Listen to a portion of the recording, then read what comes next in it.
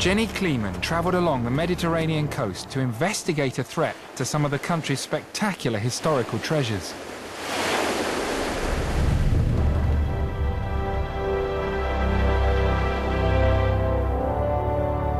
Turkey is full of ancient Greek and Roman ruins, like these at Perge.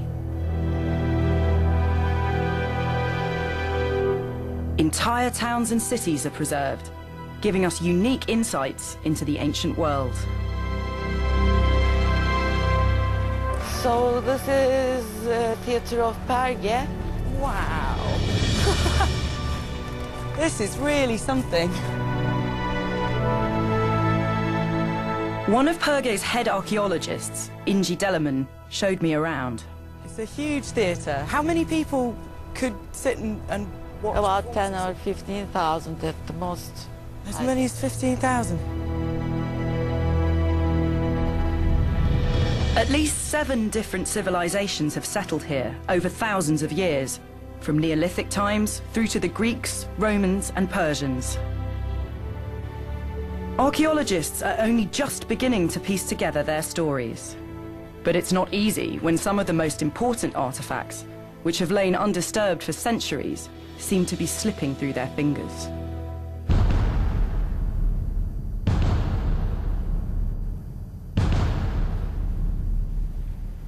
This lower fragment was found in the Roman baths, and the upper part of the statue is in the Museum of Fine Arts in Boston.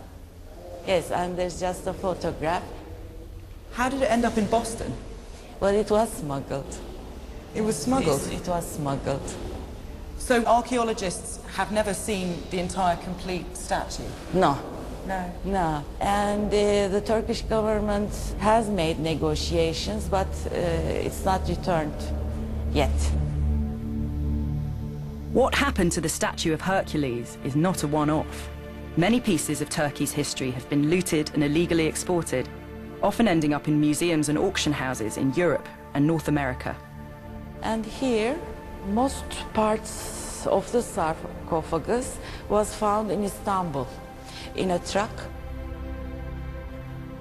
And these short size, both short size, were spotted in Germany. So it would have been taken apart, some parts in Istanbul and yes, other parts in Germany. And this one here was at the Getty Museum in the States. Archaeologists claim that in the past, some institutions in the West have driven the smuggling trade by not checking the source of their artifacts closely enough.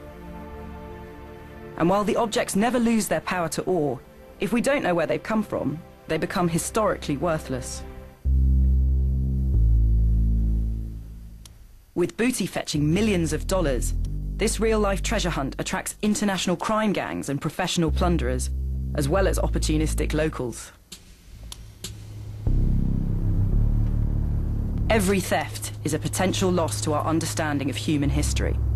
But guarding hundreds of rambling sites across the country is a tough task for the government.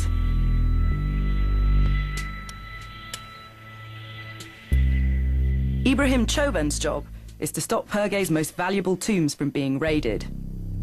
He's a worried man.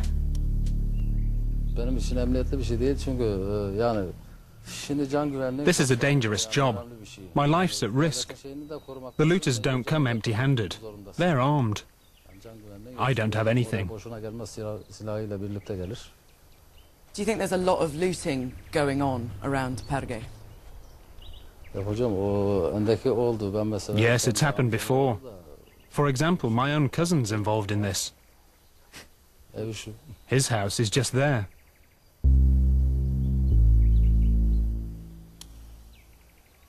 So you're saying there's a known looter living just in that house over there, right next to the site?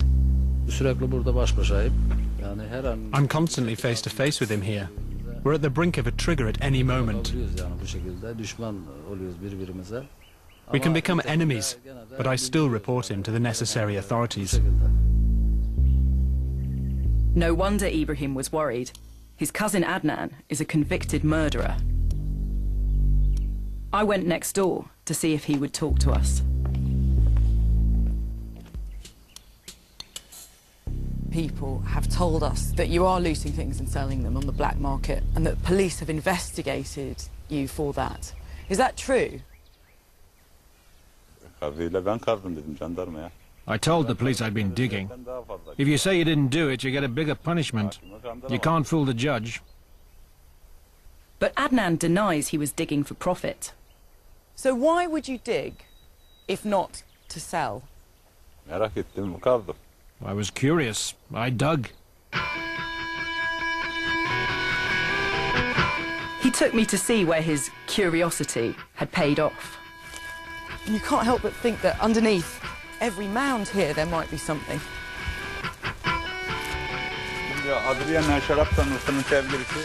I excavated the statue here. And another piece of it should be buried over there somewhere. It was just under 3 meters in height and weighed 3 tons. In this case, Adnan handed over the huge statue to the local museum, but the reward money wasn't to his satisfaction. They gave me 100 lira. I went to dinner with 3 friends and it wasn't enough to cover the meal. I had to pay from my own pocket. But if you know that there are people who are prepared to buy this sort of thing from you, isn't it tempting when you find something that big to sell it to them? It is. But I don't do that right now. If I wanted, I could sell it in the most beautiful way. It wouldn't be a problem. It's obvious that he thinks there's nothing really wrong with looting treasures from Perge. And as long as there are people who share the same belief, Turkey's history is going to be plundered for profit.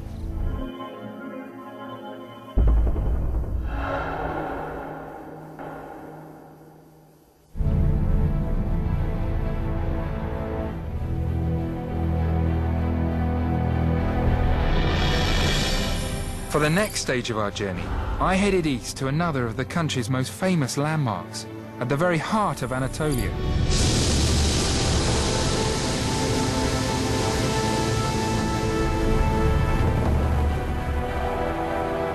Turkey is a country full of surprises, but the skyline of Cappadocia has to rate as one of the most incredible.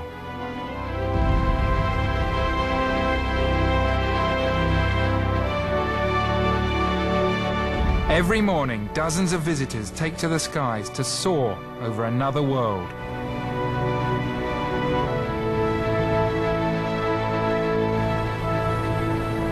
It's an amazing landscape around us. These conical formations of volcanic rock, they call them fairy chimneys. You can see why.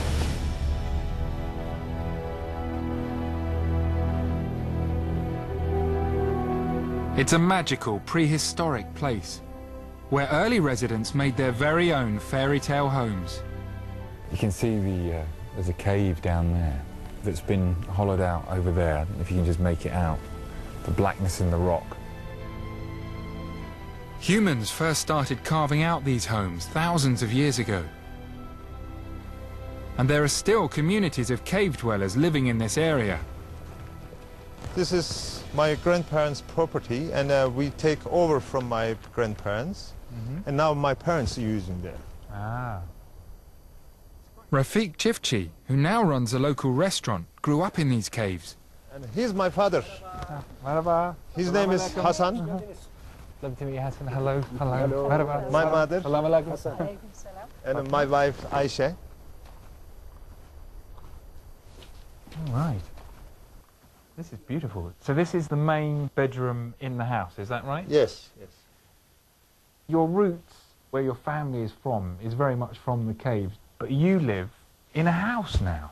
Yeah, I do, but the reason is, I mean, my wife, she's a modern lady, you understand? Your wife is? Yeah, right. my wife is a modern lady. For her, is living in a cave is a bit, you know, funny, because she didn't grow up here. Do you miss living in the caves? Yeah, of course I do, because if you say, why, I grew up here. I used to climb around these rocks like a fox. In that time I was a kid.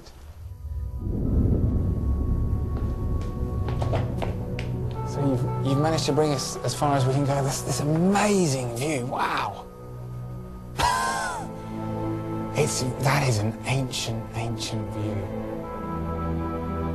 The urban elite in Istanbul and many Europeans have long looked down on Anatolia as a rural backwater.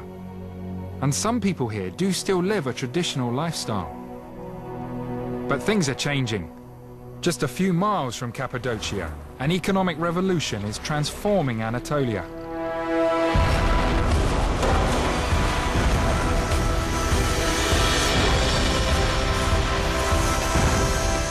Towns in the area have been turned into billion-dollar export centers.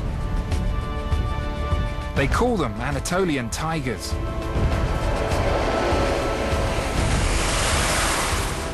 In this one city, Kayseri, 1,000 factories churn out machinery, furniture, clothing and electrical goods that are shipped all over the globe.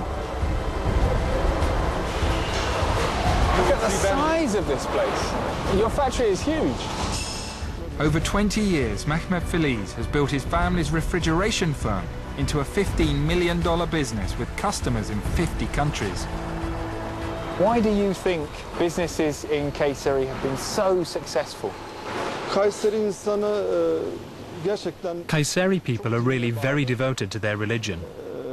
It's a community which really lives their Islamic values. If the businessman is a good Muslim, it definitely affects his business life. Kayseri businessmen invest a lot into their businesses. They don't really spend money on superfluous things. Mehmet might be a devout Muslim, but he's now one of the world's largest suppliers of hotel minibars. Because you are a conservative Muslim, do you think there's any irony in the fact that you're manufacturing minibars? I don't think there's an irony. I don't really care what's cooled in here. My job is to produce coolers.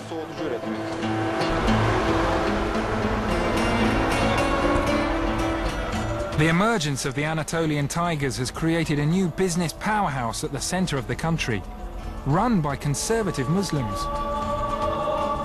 At the business park's dedicated mosque, instead of a factory tea break, 10,000 workers take a prayer break. Men like these now make up the core support of the country's ruling party, the AKP. The country's president is himself from Kayseri. But even with a pro-Islamic party in government, conservative Muslims aren't having it all their own way. In the Turkish capital, Ankara, Adil Rey's been examining one of the most divisive issues in Turkey.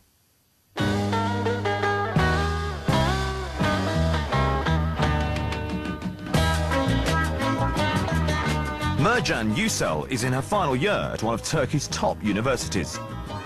She's shopping for back-to-school essentials. How do you decide what kind of hairstyle is then appropriate? We don't prefer these ones or these ones because it's very fashionable. So, too fashionable. We don't need fashion. Too trendy. Yeah. Yeah. Okay. We don't need to seem beautiful. So you're looking for the ugliest wig? Yes. Yeah. Mercan's a devout Muslim. She considers a headscarf a vital part of her outfit. But because it's seen as a religious symbol under Turkey's secular constitution, she's not allowed in university buildings while wearing it. So she's going to bizarre lengths to get around this ban. So Mercan, tell me why have you chosen this particular wig? Because this is long and this will hide my scarf. This will satisfy the university. So it's a simple case, if you don't put this on now, you can't get a university education? Yes, that's true. That must be a really difficult thing to do. Yes, yes. You feel like a clown. The ban on headscarves is the most powerful symbol of the struggle between conservative Muslims and secularists for the very soul of Turkey. The pro-Islamic government tried to reverse it and was overruled by the secular courts. The ban means many devout women like Mercan feel they're being denied an education. At least 7 different civilizations have settled here over thousands of years. from Neolithic times through to the Greeks, Romans and Persians. Archaeologists are only just beginning to piece together their stories. But it's not these at Perge. Entire towns and cities are preserved, giving us unique insights into the ancient world. So this is Theatre of Perge. Wow. Jenny Kleeman travelled along the Mediterranean coast to investigate a threat to some of the country's spectacular historical treasures.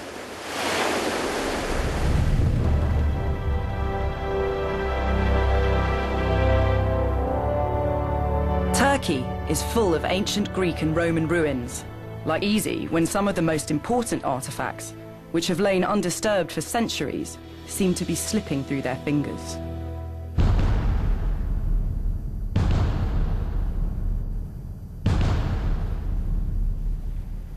This lower fragment.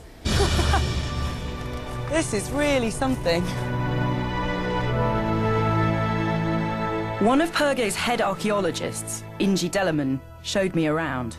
It's a huge theatre. How many people could sit and watch? About 10 or 15,000 at the most. As many as 15,000?